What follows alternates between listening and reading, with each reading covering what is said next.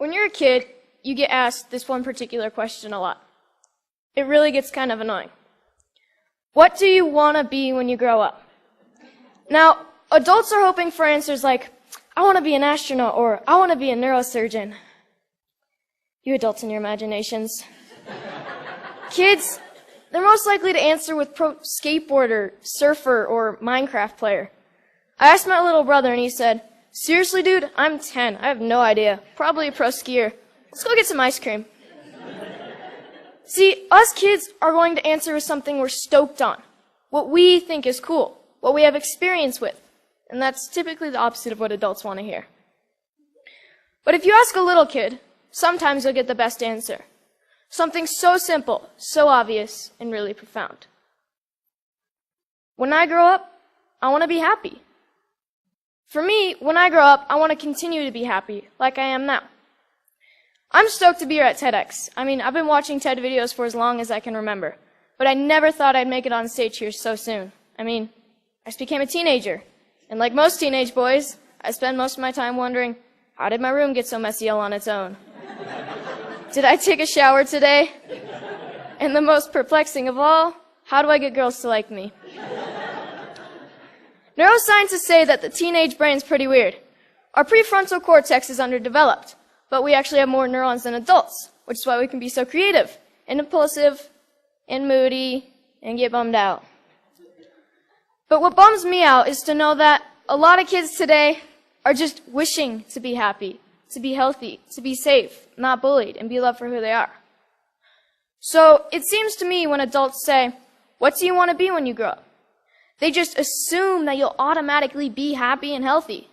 But maybe that's not the case. Go to school, go to college, get a job, get married, boom. Then you'll be happy, right? We don't seem to make learning how to be happy and healthy a priority in our schools. It's separate from schools. And for some kids, it doesn't exist at all. But what if we didn't make it separate? What if we based education on the study and practice of being happy and healthy? Because that's what it is, a practice, and a simple practice at that. Education is important, but why is being happy and healthy not considered education? I just don't get it. So I've been studying the science of being happy and healthy. It really comes down to practicing these 8 things. Exercise, diet, nutrition, time in nature, contribution, service to others, relationships, recreation, relaxation and stress management, and religious or spiritual involvement. Yes, got that one. So these 8 things come from Dr. Roger Walsh. He calls them therapeutic lifestyle changes, or TLCs for short. He's a scientist that studies how to be happy and healthy. In researching this talk, I got a chance to ask him a few questions like, do you think that our schools today are making these 8 TLCs a priority? His response was no surprise. It was essentially no. But he did say that many people do try to get this kind of education outside of the traditional arena, through reading and practices such as meditation or yoga. But what I thought was his best response was that much of education is oriented, for better or worse, towards making a living rather than making a life. In 2006, Sir Ken Robinson gave the most popular TED Talk of all time, Schools Kill Creativity. His message is that creativity is as important as literacy, and we should treat it with the same status. A lot of parents watch those videos. Some of those parents, like mine, counted it as one of the reasons they felt confident to pull their kids from traditional school, to try something different. I realize I'm part of this small but growing revolution of kids who are going about their education differently. And you know what? It freaks a lot of people out.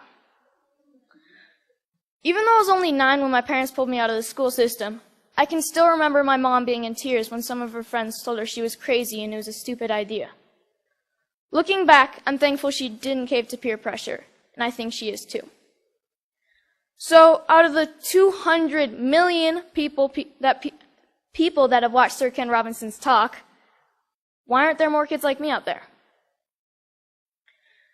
Shane McConkey is my hero. I loved him because he was the world's best skier. But then, one day, I realized what I really loved about Shane. He was a hacker. Not a computer hacker. He hacked skiing. His creativity and inventions made skiing what it is today, and why I love to ski. A lot of people think of hackers as geeky computer nerds who live in their parents' basement and spread computer viruses.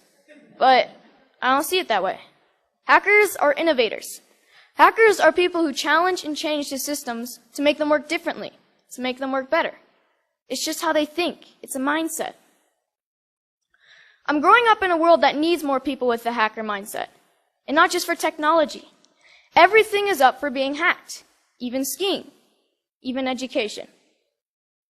So whether it's Steve Jobs, Mark Zuckerberg, or Shane McConkey, having the hacker mindset can change the world.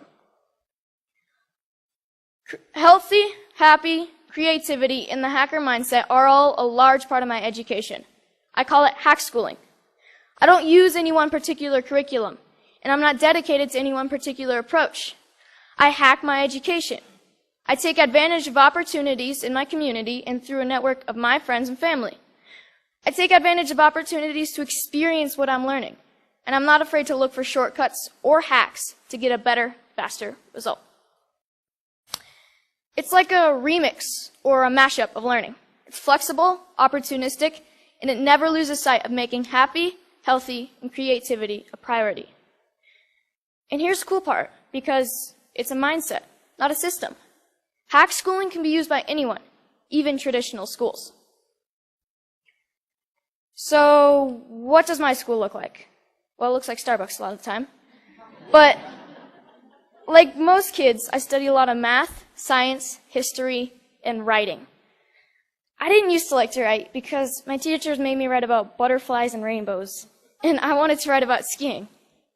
It was a relief when my good friend's mom started the Squaw Valley Kids Institute, where I got to write through my experiences and my interests, while connecting with great speakers from around the nation, and that sparked my love of writing. I realized that once you're motivated to learn something, you can get a lot done in a short amount of time, and on your own. Starbucks is pretty great for that. Hacking physics was fun. We learned all about Newton and Galileo, and we experienced some basic physics concepts like kinetic energy through experimenting and making mistakes. My favorite was the giant Newton's cradle that we made out of bowling balls, I think. No, bocce balls. We experimented with a lot of other things like bowling balls and even giant jawbreakers. Project Discovery's ropes course is awesome and slightly stressful.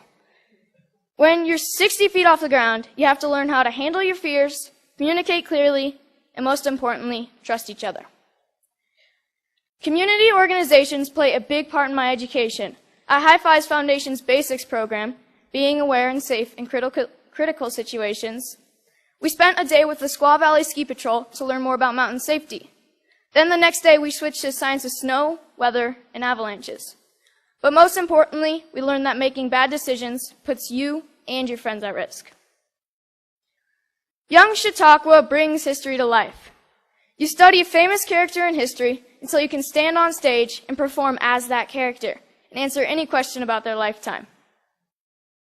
In this photo, you see Al Capone and Bob Marley getting grilled with questions at the historical Piper's Opera House in Virginia City, the same stage where Harry Houdini got his start. Time in nature is really important to me. It's calm, quiet, and I get to just log out of reality. I spend 1 day a week outside all day. At my Foxwalker classes, our goal is to be able to survive in the wilderness with just a knife. We learn to listen to nature. We learn to sense our surroundings. And I've gained a spiritual connection to nature that I never knew existed. But the best part is that we get to make spears, bows and arrows, fires with just a bow drill, and survival shelters for the snowy nights when we camp out. Hanging out at the Moment Factory, where they hand make skis and design clothes, has really inspired me to one day have my own business.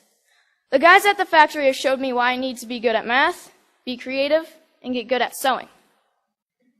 So I got an internship at Big Truck Brand to get better at design and sewing. Between fetching lunch, scrubbing toilets, and breaking their vacuum cleaner, I'm getting to contribute to clothing design, customizing hats, and selling them. The people who work there are happy, healthy, creative, and stoked to be doing what they're doing. This is by far my favorite class. So this is where I'm really happy. Powder days. And it's a good metaphor for my life. my education, my hack schooling. If everyone skied this mountain, like most people think of education, everyone would be skiing the same line, probably the safest, and most of the powder would go untouched. I look at this and see 1,000 possibilities. Dropping the cornice, shredding the spine, looking for a tranny from cliff to cliff. Skiing to me is freedom, and so is my education. It's about being creative, doing things differently. It's about community and helping each other. It's about being happy and healthy among my very best friends. So I'm starting to think I know what I might want to do when I grow up. But if you ask me, what do I want to be when I grow up? I'll always know that I want to be happy. Thank you.